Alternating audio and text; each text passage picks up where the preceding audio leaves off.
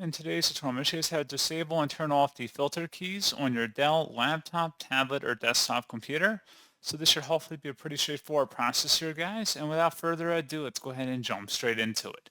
So all you have to do is open up the search menu and search for settings. Best results, come back with settings. Go ahead and open that up. Select the item on the left side that says accessibility. And then on the right side, go down underneath interaction and select keyboard versus filter keys. Click inside the oval until it's toggled to the off position as you see on my screen, and that's all you have to do.